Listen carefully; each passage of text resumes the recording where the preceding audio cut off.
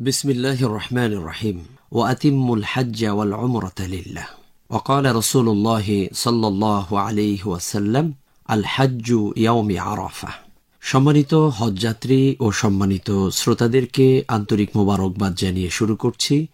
হজ আরবি শব্দ, এর অর্থ নিয়ত করা, সংকল্প করা, এরাদা করা, গমন করা, ইচ্ছা করা। আর শরীয়তের পরিভাষায় নির্দিষ্ট দিনে নিয়ত সহ এহরাম অবস্থায় আরাফার ময়দানে অবস্থান করা এবং বাইতুল্লাহ শরীফ তাওয়াফ করাই হচ্ছে হজ। সম্মানিত শ্রোতা ও হজযাত্রীবৃন্দ, আজকে আমরা জানব আরাফার দিনে হাজিদের করণীয় সম্পর্কে। রাসূলুল্লাহ সাল্লাল্লাহু আলাইহি ওয়াসাল্লাম বলেছেন, বুনিয়াল ইসলামু আলা খামসিন শাহাদাতিন আল্লা ইলাহা ইল্লাল্লাহ ওয়া আন্না মুহাম্মাদুর রাসূলুল্লাহ ওয়া ইকামিস সালাহ ওয়া ইতাইজ যাকাত ওয়াল হজ ওয়া সাওম রমাদান। নবীজি সাল্লাল্লাহু আলাইহি ওয়াসাল্লাম বলেন, ইসলাম মূল 5টি ভিত্তির উপর প্রতিষ্ঠিত। সাক্ষ্য দেওয়া আল্লাহ ছাড়া কোনো মাবুদ নাই, মুহাম্মদ সাল্লাল্লাহু আলাইহি ওয়াসাল্লাম আল্লাহর বান্দা ও রাসূল। নামাজ প্রতিষ্ঠা করা, যাকাত দেওয়া, রমজানের রোজা রাখা এবং হজ করা। এই হাদিস থেকে বোঝা যায় ইসলামের 5টি ভিত্তির অন্যতম ভিত্তি হচ্ছে হজ। আর্থিক ও শারীরিক সামর্থ্যবান ব্যক্তির উপর জীবনে একবার হজ আদায় করা ফরজ। হজের অন্যতম আনুষ্ঠানিকতা হল আরাফার ময়দানে অবস্থান, আরাফার ময়দানের খুতবা শোনা, দোয়া এবং ইস্তেগফারের মাধ্যমে এই আরাফার দিন উদযাপন করা। এই আরাফার ময়দানের একপাশেই রয়েছে জাবালে রহমত, যেখানে দাঁড়িয়ে বিশ্বনবী জনাবে মুহাম্মদুর রাসূলুল্লাহ সাল্লাল্লাহু আলাইহি ওয়াসাল্লাম সর্বশেষ বিদায় হজের ভাষণ প্রদান করেছিলেন। ইসলামকে পরিপূর্ণ জীবন ব্যবস্থা হিসেবে ঘোষণাও দিয়েছিলেন। এবং এই আরাফার দিনে আল্লাহ সুবহানাহু ওয়া তাআলা কোরআনুল কারীমের ফজিলত এবং গুরুত্বপূর্ণ সে আয়াতে কারিমাও নবীজির শানে নাজিল করেন। নবীজি তেলাওয়াত করে শুনান, আল ইয়াউমা আকমালতু লাকুম দীনাকুম ওয়া আতমামতু আলাইকুম নি'মাতি ওয়া রাদিতু লাকুমুল ইসলাম দীনা। আর এ কারণেই এই ময়দানে উপস্থিতির মাধ্যমে বিশ্ব মুসলিমের ঐক্যের বন্ধন সুদৃঢ় হয় এবং মহান আল্লাহ সুবহানাহু ওয়া তাআলার নিকট থেকে মুসলিম উম্মাহ ক্ষমা লাভ করে। সম্মানিত হজযাত্রী ও সম্মানিত শ্রোতাবৃন্দ, আরাফার ময়দান, যেখানে হযরত আদম এবং হাওয়া আলাইহিমুস সালাতু ওয়াস সালাম উভয়ে আল্লাহর কাছে দোয়া করেছিলেন নবীজির উসিলা দিয়ে, রব্বানা যালামনা আনফুসানা ওয়া ইল্লাম তাগফির লানা ওয়া তারহামনা লানাকুনান্না মিনাল খাসিরিন। হে আল্লাহ, আমরা আমাদের নফসের উপর জুলুম করেছি, অন্যায় করে ফেলেছি, ভুল করে ফেলেছি। আপনি যদি ক্ষমা না করেন, আমাদের প্রতি যদি দয়া না করেন, আমরা ধ্বংস হয়ে যাব। আল্লাহ সুবহানাহু ওয়া তাআলা আদম এবং হাওয়া আলাইহিমুস সালাতু ওয়াস সালাম উভয়কে নবীজির উসিলায় যেই দিবসে ক্ষমা করেছিলেন, সেই দিবসটি ছিল আরাফার দিবস। পবিত্র হজে আরাফার দিনে করণীয় বিষয় সম্পর্কে বিস্তারিতভাবে আলোচনার জন্য আমি অনুরোধ করছি মাওলানা মুফতি মোহাম্মদ আল আমিন হোসাইনকে। বিসমিল্লাহির রহমানির রহিম। রাসূল আকরাম সাল্লাল্লাহু তাআলা আলাইহি ওয়াসাল্লাম আরাফার দিনের ফজিলত, মর্যাদা এবং গুরুত্ব আরোপ করে বলেন, ইন্নাল্লাহ তাআলা আযজা ওয়া জাল্লা ফি ইয়াউমি আরাফা লা ইয়াগফিরু মিন ইবাদিহি ইলা আখিরিল হাদিস। আল্লাহ সুবহানাহু ওয়া তাআলা আরাফার দিবসে অর্থাৎ 9 জিলহজ দিনে এত অধিক সংখ্যক বান্দাদেরকে জাহান্নাম থেকে মুক্তি দেন, এত অধিক সংখ্যক তওবাকারীদের তওবা কবুল করেন, যা আর কোনো দিনে করেন না। যেই দিনে আল্লাহ রাব্বুল আলামিন আদম আলাইহিস সালাতু ওয়াস সালামের তওবা কবুল করেছিলেন, যেই জায়গাটির নাম হয়েছে আরাফা তথা পরিচিতি লাভের জায়গা, যেখানে আদম এবং হাওয়া আলাইহিস সালাতু ওয়াস সালাম উভয়ে পৃথিবীতে আসার পর 350 বছর পৃথক থাকার পর আল্লাহ রাব্বুল আলামিন সর্বপ্রথম উভয়ের দোয়া কবুল করেছেন এবং একে অপরের সাথে সাক্ষাৎ ঘটেছে, পরিচয় ঘটেছে এই ময়দানেই। তাই সেখান থেকেই এই ময়দানের নাম আরাফাতের ময়দান। আরও একটি বর্ণনায় এসেছে, হযরতে আদম আলাইহিস সালাতু ওয়াস সালাম পৃথিবীতে আসার পর ছোট্ট একটি ভুলের জন্য 350 বছর কাঁদলেন। অতঃপর তিনি যখন সারা পৃথিবী ভ্রমণ করে মসজিদে নামেরার কাছাকাছি আসলেন, তার স্মরণ হয়ে গেল আরশের খুঁটির মধ্যে তিনি একটি নাম লেখা দেখেছিলেন, লা ইলাহা ইল্লাল্লাহ মুহাম্মাদুর রাসূলুল্লাহ। তিনি অনুধাবন করতে লাগলেন যেই মহান ব্যক্তিত্বের নাম, যেই বরকতময় নাম মহান আল্লাহ সুবহানাহু ওয়া তাআলা নিজ নামের সাথে লিখেছেন, অবশ্যই তার নামটি বরকতময়। এই নামের উসিলা দিয়ে, সেই ব্যক্তিত্বের উসিলা দিয়ে যদি আমি দোয়া করি, অবশ্যই আল্লাহ আমার দোয়া কবুল করবেন। হযরত আদম আলাইহিস সালাতু ওয়াস সালামের দিলের মধ্যে আল্লাহ রাব্বুল আলামিন সেই কালেমায়ে তৈয়বা জাগিয়ে দিলেন যে এই কালেমার মাধ্যমে তার তওবা কবুল হবে। অতঃপর আদম আলাইহিস সালাতু ওয়াস সালাম এই আরাফাতের ময়দানে আল্লাহর দরবারে প্রিয় নবী রাসূল আরবি নূরে মুজাসসাম হুজুর আকরাম সাল্লাল্লাহু আলাইহি ওয়াসাল্লামের ওসিলা দিয়ে দোয়া করলেন। আল্লাহ রাব্বুল আলামিন তার তার দোয়া নবীর উসিলায় কবুল করলেন। সুবহানাল্লাহ। এই সেই ময়দান, যাদের সৌভাগ্য হয়েছে, যাদের খোশ নসিব হয়েছে সেই ময়দানে যাওয়ার।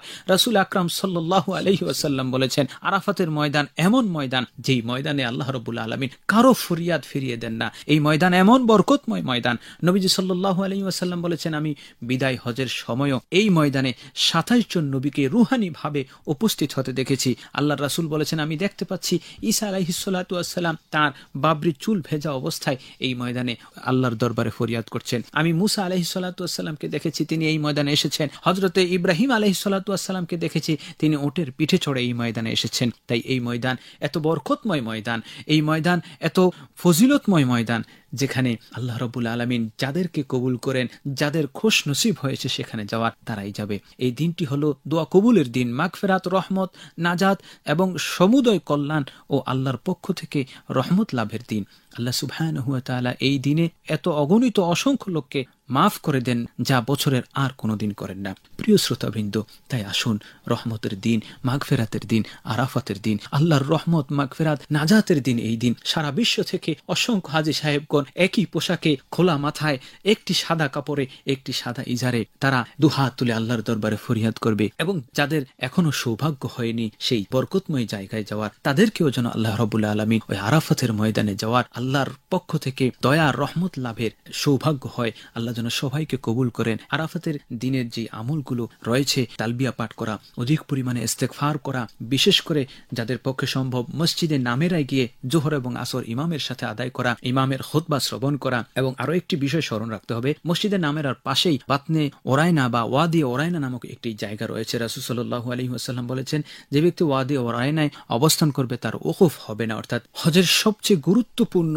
যে আমল সেটি হচ্ছে আরাফাতের ময়দানে অবস্থান করা। রাসূল সাল্লাল্লাহু আলাইহি ওয়াসাল্লাম বলেছেন, আল হাজ্জু হুয়াল ওকুফু বিআরাফা, হজ হচ্ছে আরাফাতের ময়দানে অবস্থান করা। আর রাসূল সাল্লাল্লাহু আলাইহি ওয়াসাল্লাম বলেছেন, লা হাজ্জা লিমান লাম ইয়াকিফা বিআরাফা, যে ব্যক্তি আরাফাতের ময়দানে অবস্থান করতে পারেনি তার হজই হয়নি। সুতরাং আরাফাতের ময়দানে অবস্থান করাটাই হচ্ছে হজের মূল রুকন, মূল উদ্দেশ্য।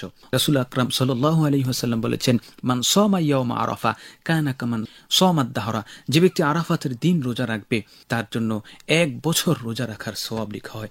আরেকটি হাদিসের মধ্যে আসছে, নবীজি সাল্লাল্লাহু আলাইহি ওয়াসাল্লাম বলেছেন, সিয়ামু ইয়াউমি আরাফা আহতাসিবু আলাল্লাহি আইয়ুকাফিরা আস-সানা আল্লাতী ক্বাবলা ওয়াস-সানা আল্লাতী বা'দা। তথা নবীজি সাল্লাল্লাহু আলাইহি ওয়াসাল্লাম বলেন, যারা আরাফার দিনে রোজা রাখবে তথা 9 জিলহজ, আল্লাহ তাআলা তাদের আমলনামা থেকে অতীতের 1 বছর এবং পরবর্তী আরো 1 বছর তথা 2 বছরের গুনাহ আল্লাহ মাফ করে দিবেন। সুবহানাল্লাহ। যারা হজে যাবেন তাদের জন্য এই রোজা নয়, বরং যারা আমরা যেতে পারবো না তাদের জন্য 9 জিলহজ আরাফার দিনের রোজা, এটা একটি সুন্নত আমল এবং 2 বছরের গুনাহ আল্লাহ তাআলা মাফ করবেন বলে নবীজি সুসংবাদ দিয়েছেন।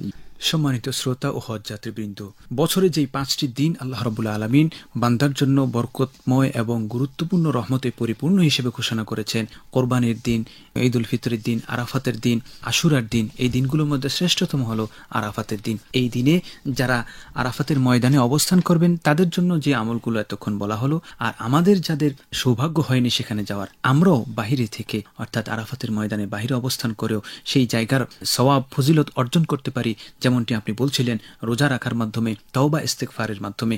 এবং আমরাও দোয়া করব আল্লাহ রাব্বুল আলামিন যেন ওই বরকতময় জায়গায় আমাদেরকেও যাওয়ার সৌভাগ্য দান করেন।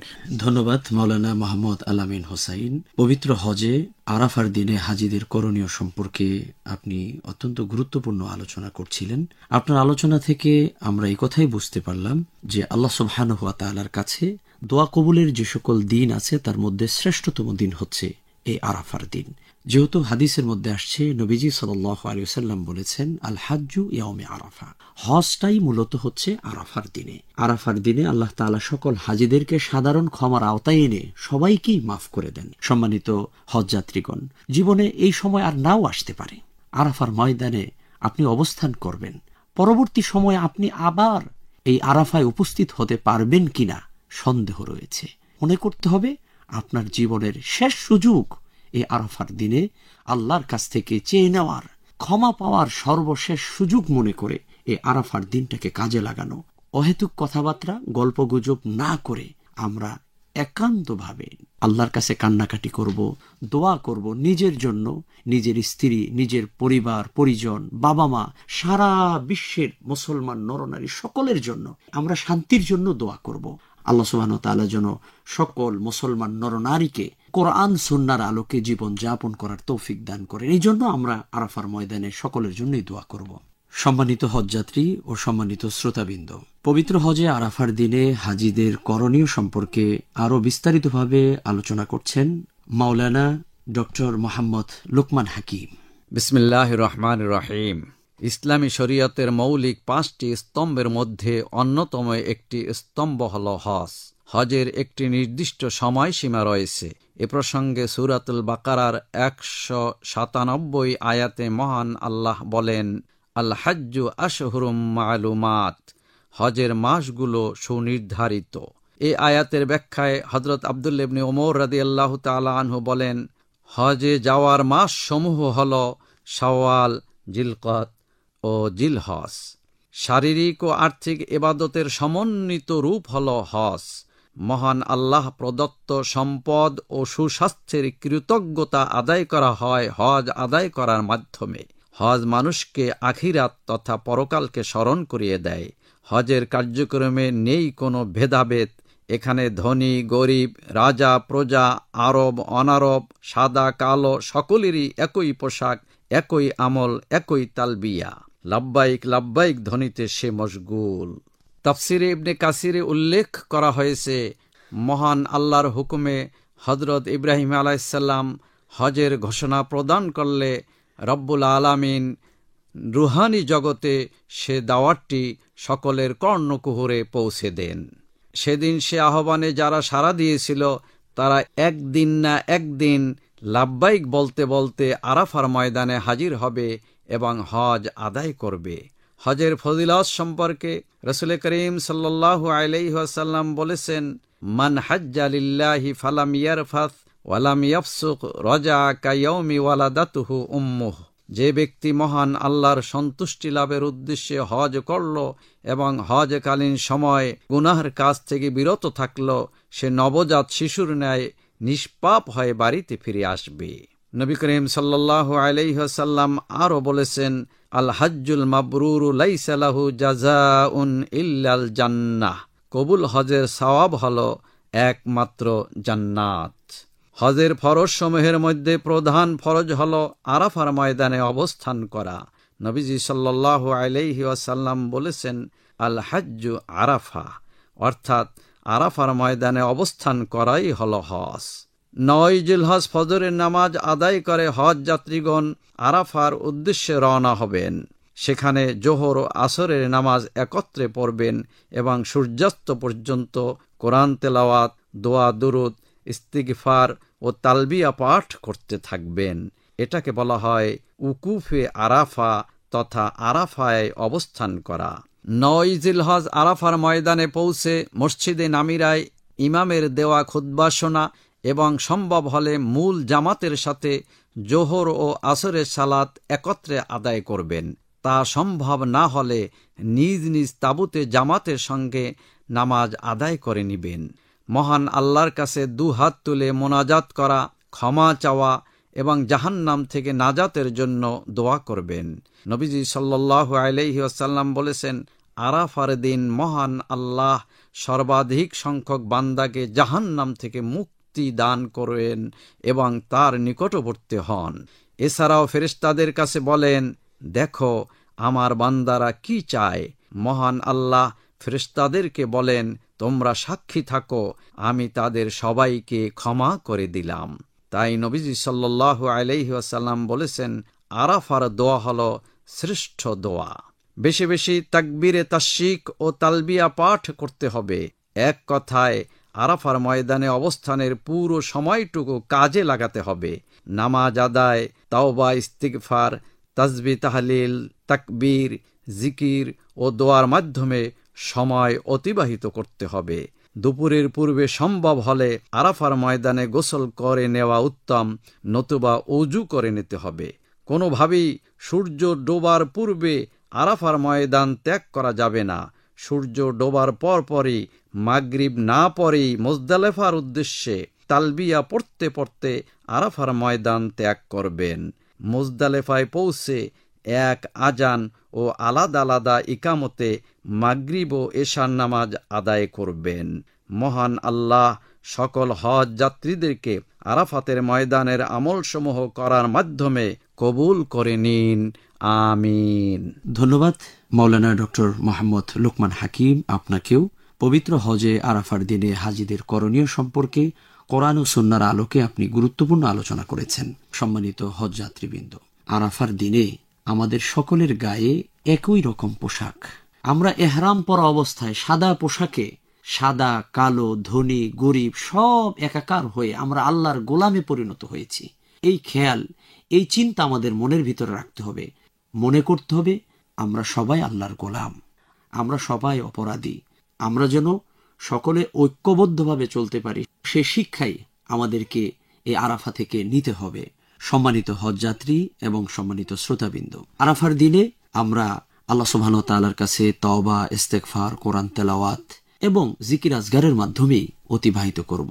সূর্য যখন অস্তমিত যাবে, মাগরিবের নামাজ আরাফার ময়দানে না পড়ে আমাদেরকে মুজদালিফার দিকে রওনা হয়ে যেতে হবে। কোনোভাবেই যেন আমরা এই আরাফার ময়দানে মাগরিবের নামাজ আদায় না করি, যেহেতু আল্লাহ রাসূল সাল্লাল্লাহু আলাইহি ওয়াসাল্লাম এই আরাফার ময়দানে মাগরিবের নামাজ আদায় করেননি। আমাদেরকে মাগরিবের নামাজ আদায় করতে হবে মুজদালিফায় গিয়ে। মুজদালিফায় গিয়ে আমাদের মাগরিবের নামাজ এবং এশারের নামাজ একসাথে আদায় করতে হবে। এটাই রাসূল করিম সাল্লাল্লাহু আলাইহি ওয়াসাল্লামের শিক্ষা। আরাফার ময়দানে মুসলিম উম্মার সকলেরই একই ধ্বনি, লাব্বাইক আল্লাহুম্মা লাব্বাইক, লাব্বাইক লা শারীকা লাকা লাব্বাইক, ইন্নাল হামদা ওয়ান নি'মাতা লাকা ওয়াল মুলক লা শারীকা লাক। এক স্বর্গীয় আবহ তৈরি হবে এই ময়দান জুড়েই। দুনিয়া ও আখিরাতের কল্যাণ, রহমত প্রাপ্তি ও নিজের গুনাহ মাফের জন্য মহান আল্লাহ সুবহানাহু ওয়া তাআলার আলিশান দরবারে অশ্রুসিক্ত নয়নে ফরিয়াদ জানাবেন সকল মুসলমানরা। মহান আল্লাহ সুবহানাহু ওয়া তাআলা সমগ্র বিশ্ব থেকে আগত মুসলিম উম্মাকে তার দরবারের রহমত, বরকত, কল্যাণ লাভ এবং গুনাহ থেকে পরিত্রাণ দান করুন। নিষ্পাপ হিসেবে কবুল করুন, হজ্জ মাবরুর কবুল করুন। হজ পরবর্তী বাকি দিনগুলো সঠিক ইসলামের আলোকে পরিচালনা করে ইসলামের আলোকে আলোকিত হওয়ার তৌফিক দান করুন, আমিন।